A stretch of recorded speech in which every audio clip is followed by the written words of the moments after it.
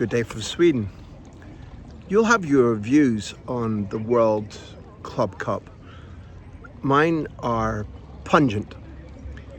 I've been watching the guy that I've said before I would consider to be close enough to call him a friend, Luis Enrique Martinez, and his initially triumphant march with Paris Saint-Germain to the final and then their thumping defeat by Chelsea, plus the way that the final ended up in a 10 versus 11 with João Neves sent off, and then several players on both benches having a little dig at one another. It seemed an inglorious end to what I still consider to be a disgusting tournament. And I use that word advisedly. This was the final when the referees couldn't get into the stadium because all the exits and entrances were shut down because that despicable man, Donald Trump, was arriving at the stadium. This is a tournament that allowed that despicable man, President of the United States or not, to be on the podium when Chelsea were celebrating their victory. He wouldn't come off. Even his little puppet, Gianni Infantino, couldn't coax him off the winner's stand. These iconic stains on a tournament which shouldn't exist stand, to my mind, for the way in which this is a stain on the football calendar. This is the tournament that no television station in the world was willing to bid good money for, indeed any money for. During the summer, not only should players be resting, but there's a plethora of sports taking place where it allows spectators and participants alike in the football world to have a break. It allows spectators either to get outdoors in some parts of the world and actually practice sport a little bit more, take advantage in the Northern Hemisphere of summertime, get fitter, breathe the fresh air, don't sit inside 12 months a year watching television. But my concern is far more for the players. From the moment that the final finished until the start of the season for Paris and for Chelsea, there's 4 weeks. Players used to have 6 or 7 weeks of pre-season, and they were the better for it. At the moment, the way in which the football industry conditions their footballers, the way in which diet has changed, recuperation has changed, it is arguable that footballers might need a little less time of holiday and pre-season than was the case 10 or 15 years ago. I would accept that.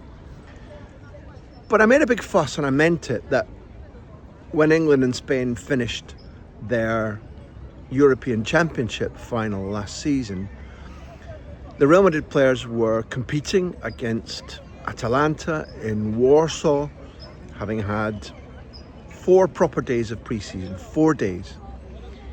Inevitably, what will happen with the way in which this, although it's only every 4 years, it fits into a cycle whereby now every summer there's a World Cup or a European Championship or a Copa America or a Gold Cup. I think at the moment there's one summer in a cycle of 4 where the major players might be able to take significant time off. In the meantime, what's happened is that the season is expanding at one end, starting earlier at the other end, and we are asking not only players but coaches, those who plan logistically, those who analyse, we are asking not only their bodies but all of their minds to do double or treble the work. And we're burning our footballers out, particularly when, for example, almost all the teams that played in this tournament, certainly the ones that went any further than, say, the first group, they were playing in extreme heat on pretty poor pitches, and those coming back now for Paris Saint-Germain and Chelsea will be coping with jet lag, won't properly be winding down and enjoying their holidays for a couple of days after Sunday's a brilliant triumph for Chelsea and inglorious, pretty ugly event. What do you think? Was it so important to any of you to have pretty average, slow football being played in your summertime if you're Northern Hemisphere? One little example I would give to you as well, which I think points out the failures and the stupidity of some of the Spanish media. When Xabi Alonso took over, it was all, well, he's got a difficult task, he's got new players coming in, he's got tired players, he's got aging players. And then Real Madrid put together a run to the semi-final, and immediately there was positive assessment for Alonso, praise, this sensation across the Spanish broadcast media. At least Madrid are going to do it again. They've woken up from a difficult season and they're going to win this.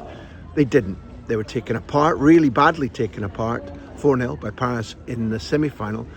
And one mainstream, not the idiot pundits that get called upon to say hot button things, but this central figure on Spanish football radio, who is a linchpin of output in that country and who's been famous for many, many years,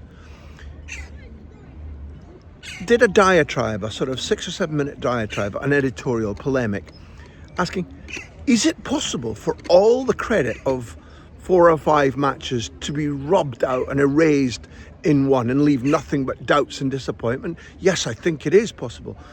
He was railing against what Xabi Alonso had done, despite the fact, as Luis Enrique pointed out, Alonso had had no real training time, no real teaching time to change a failing squad, because that's what they had been in the season, and to adapt new players in. Housen, who got sent off, Trent, who got left out of the last game, allegedly because of an injury. There was a tiredness and an error record from Asensio that he hadn't shown during the season. And eventually, by the time they were taken apart 4-0, Mbappe got ill. Madrid were pretty much physically and athletically on their knees. Their summer is going to be cut down. La Liga is going to be pushing them to start on time with everybody else. There's already a row about next season's schedule between La Liga and Real Madrid. All the while, FIFA Pro correctly is criticising Gianni Infantino and FIFA for the World Club Cup, calling it Nero-esque, saying that not enough thought and not enough responsibility is being offered towards players, their rest between games and their rest between seasons. I completely back that. And my last villain accusation will be for Arsene Wenger, who's become, from having once been in the late 90s, early 2000s, an advanced and interesting and exciting coach who gave those in the UK, or those who follow Manchester United and Arsenal around the world, some immense rivalry to a dominant Manchester United and Alex Ferguson, but has since become not only an apologist for finishing top 4 and saying, and creating a culture at Arsenal, which is they're still trying to decouple themselves from, which is finishing top 4 as a trophy. That was the attitude he imbued the club with. And that has, like rot and rust, that has damaged the culture there. It's something Arteta is still trying to rid himself of, the Wenger legacy. And now he's become a paid shill for FIFA in saying that he thinks this club competition has been a great success. Ask any club that participated and they'll want to take it again. That's not the point, Wenger. The point is, ask the players, ask the coaches, would they take part again if they had the option? The answer is a clear fucking no. Arsene Wenger is, in my view, purveying an untruth, a lie, because he's well paid by FIFA. I don't believe that he genuinely believes, A, that there's a need for a Club World Cup, or that it's good for players or fans. FIFA Pro said that Infantino was perpetrating a myth, was just creating a fiction instead of talking to real players and real fans, and I agree with that. That disgusting tournament, which fills the pockets of clubs, has finished, thank fuck.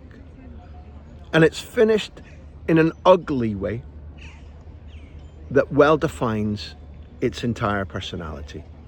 Please, if you disagree, tell me why, tell me what you think. If you agree, start telling everybody that the Club World Cup is a fucking piece of nonsense. Stay tuned.